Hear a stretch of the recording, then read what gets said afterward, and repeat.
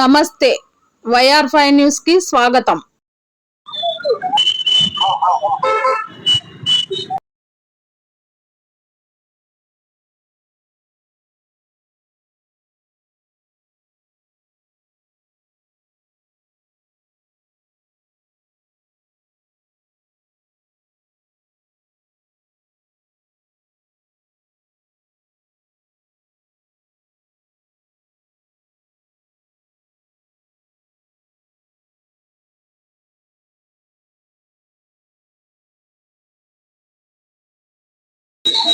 Good morning అండి।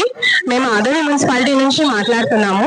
స్వచ్ఛతా he సేవ అనే కార్యక్రమంలో భాగంగా ఈరోజు మేము ర్యాలీ అనేది చేస్తూ ప్లాస్టిక్ ని తరిమి కొట్టాలి అనే దాని మీద ఈ స్కిట్ లాగా చేస్తున్నామండి।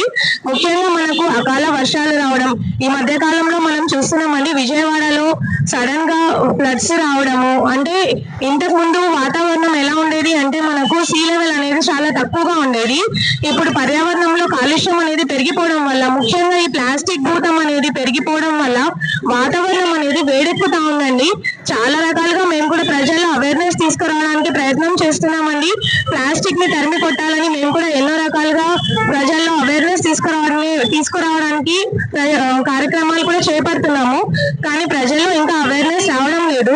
దీనివల్ల ఏమవుతుందంటే వాతావరణంలో ప్లాస్టిక్ అనేది పెరిగిపోయి సూర్యుడి నుంచి వస్తున్న సూర్యరశ్మి అనేది వాతావరణం నుంచి తప్పించుకోకుండా వాతావరణంలోనే ఉండిపోవడం వల్ల, ముఖ్యంగా హిమాలయాలు అనేది కరిగిపోయి నీటి శాతం అనేది పెరిగిపోయి మనకు ఈ కాలుష్యం అనేది పెరిగిపోవడం వల్ల మొత్తం వాటర్ లో చేరిపోయి వర్షాలు పెరిగిపోయి వరదలు అనేవి ఎక్కువ అవుతున్నాయండి। అలాగే ఈ ఎంక్రోచ్మెంట్స్, కాలువలకు అడ్డంగా బిల్డింగ్లు కట్టడము, దాని మీద బాత్రూమ్లు కట్టడము, దీనివల్ల కాలువలో నీరు సాఫీగా సముద్రాలలో కలవకుండా ఎక్కడ పడితే ఆగిపోయి ఇళ్లలోకి నీరు వచ్చి ముఖ్యంగా ఈ విజయవాడ వరదల్లో విజయవాడను ముంచెత్తడానికి ఇదే కారణం అండి।